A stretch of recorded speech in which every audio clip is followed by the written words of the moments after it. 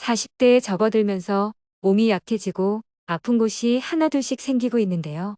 언젠가는 다가올 갱년기에 대비해야겠다라는 생각이 드는 요즘입니다. 나이가 드는 것을 반가워하는 사람은 아무도 없지요. 예전엔 왜 저렇게 사람들이 등산복을 차려입고 산에 가는지 이해가 안 될 때가 있었는데요. 나이가 드니 산만큼이나 내게 힐링을 주는 곳은 없다라는 생각이 드네요. 특히나 지금 산이 한창 알록달록 옷을 입을 때에는요. 여기저기 아프면 등산도 잘할 수 없는데요. 오늘은 갱년기, 특히 골밀도에 좋은 재료 브로콜리에 대해 알아보겠습니다. 브로콜리의 효능과 브로콜리의 올바른 세척 방법, 브로콜리 조리법 두 가지에 대해 알려드릴게요. 참, 오마이 청춘 구독해주시면 남들보다 더 빨리 건강 정보를 얻어가실 수 있으세요. 브로콜리는 미국 타임지가 선정한 세계 10대 푸드로서 전 세계에서 인정받는 건강푸드인데요. 우리 몸의 노화를 촉진시키는 활성산소를 제거하는 이소티오시안산이 이 브로콜리에 많이 들어 있습니다. 갱년기 여성들에게는 에스트로겐이 갑자기 줄면서 뼈의 양이 급격히 감소하게 되는데요.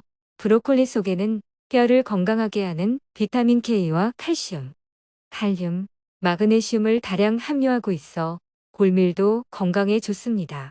실제 국제학술지에 따르면 50대, 60대 여성 1,300명을 대상으로 14년간 진행된 연구 결과 음식을 통해 비타민 K를 매일 100마이크로그램 이상 섭취한 여성은 60마이크로그램 이하 섭취한 여성보다 고관절 골절 입원율이 49% 낮은 결과를 보여주었습니다. 비타민 K는 뼈를 강화하는 단백질들이 뼈 속으로 잘 흡수되게 도와주어서 그렇습니다. 또한 브로콜리는 항암 효과에도 탁월한데요. 설포라판이라고 하는 식물성 화학물질이 암세포 생장을 억제하는 효과를 주며 미국 암학회에서 일주일에 여러 번 섭취하라고 권하고 있습니다.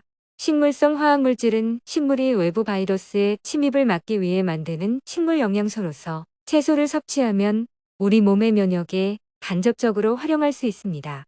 이 설포라판은 흔히 꼭봉우리에 많을 거라고 생각하시는데요. 실제로는 줄기 부분에 4배 넘게 영양 성분을 가지고 있습니다. 줄기가 단단해서 버리시는 분들도 많으신데요. 오늘부터라도 강력한 항산화 물질인 설포라판 공급원인 줄기를 꼭 드시기 바랍니다. 지금 같은 봄철 바깥나들이 가기 딱 좋은 계절인데요. 마스크 해제가 시행됐음에도 불구하고 야외에서 마스크를 벗을 수 없는 이유가 바로 미세먼지 때문입니다. 그런데 브로콜리의 설포라판 성분이 몸속 미세먼지를 제거하는 효과도 가지고 있다는 사실 아셨나요? 브로콜리가 폐에 붙은 유해 물질을 없애주며 미세먼지로 인해 생길 수 있는 염증을 완화시켜 면역력 증가에 효과가 좋다고 합니다. 혹시 여러분은 브로콜리를 어떻게 세척하고 계셨나요? 흐르는 물, 잘라서 씻기? 정답은 둘 다 아닙니다. 브로콜리를 잘라서 씻으면 단면에서 비타민C나 미네랄이 흘러나와 40%까지 영양소가 손실된다고 합니다. 브로콜리를 올바르게 세척하는 방법은 그릇에 물을 담고 그 안에 브로콜리를 넣어 헹구는 겁니다. 10분 정도 물속으로 브로콜리가 들어갈 수 있도록 담궈주세요. 그리고 새로운 물을 넣고 식초를 넣어주세요. 물에 식초를 넣어 헹구면 브로콜리 속 비타민C를 지킬 수 있고 세균이나 불순물 제거 효과에도 도움이 된다고 합니다. 한국인이라면 제일 친숙한 브로콜리 요리가 무엇일까요? 쉽고 간편하게 드시는 방법이 아마 브로콜리를 데쳐서 초장에 찍어 먹는 법일 텐데요. 보통 데친 브로콜리가 식당 기본 밑반찬으로 나오기도 해서 더욱 친숙한 요리 방법입니다. 이 방법은 간편하긴 하나 브로콜리 속 보물인 설포라판 성분을 제대로 흡수할 수가 없다고 합니다. 끓는 물에 직접 브로콜리를 데치면 물에 약한 미로시나아제라는 효소가 파괴되어 설포라판이 형성되지 않는다고 합니다. 실제 미국 일리노이 대학교 논문에 따르면 브로콜리를 3분 이내로 쪘을 때 미로시나아제가 활발하게 활동했다고 나와 있습니다.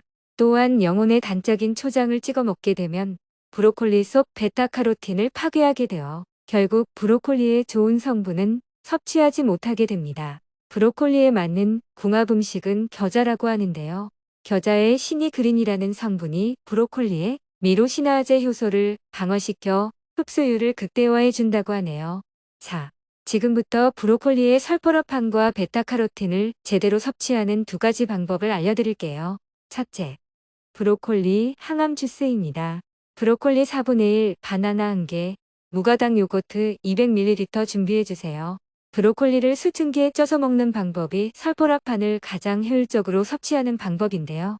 물이 끓기 시작하면 넣어주고 약불로 3분 정도 튀면 됩니다. 브로콜리에는 암과 싸워 이기는 면역 항체를 활성화시키고 항암 작용에 탁월한 효능이 있는데요. 특히나 브로콜리와 바나나에 포함된 풍부한 식이섬유는 유산균의 먹이로 사용되기 때문에 장내 유익균을 늘려주고 장활동을 원활하게 만들어줘서 대장암 예방에 효과가 좋습니다. 또한 브로콜리 속에는 엽산이 풍부하게 들어있는데요. 미국 암학회 예방 연구에 따르면 엽산을 많이 섭취한 사람일수록 대장암 위험이 낮아지는 것으로 나타나기도 했습니다. 찐 브로콜리를 바나나와 함께 작은 등분으로 썰어주세요. 브로콜리, 바나나, 요거트를 넣고 갈아주세요. 간편하지만 영양 듬뿍인 브로콜리 항암 주스. 건강하고 맛있게 드세요. 두 번째, 브로콜리 장아찌입니다. 브로콜리 1개, 간장 50ml, 다시마 1장, 무, 양파 반개, 표고버섯 1개 준비해주세요. 냄비에 물이 끓으면 약불로 줄여 브로콜리를 넣고 3분 정도 쪄주세요. 브로콜리에 들어있는 철분은 빈혈을 예방해주며 비타민 E는 혈액을 깨끗하게 하여 심장 및 혈관 질병에 도움을 줍니다.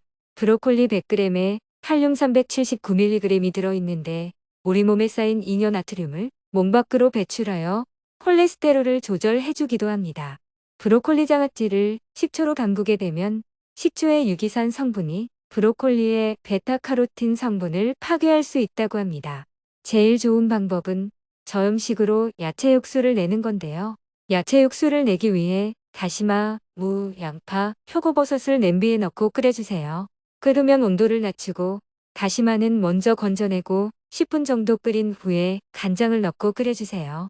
브로콜리는 신맛이 강한 레몬보다도 비타민C가 2배나 많이 들어있어서 피로회복에도 좋습니다. 현대인의 필수품인 스마트폰을 항시 사용하여 시력이 나빠진 분들이 많으신데요.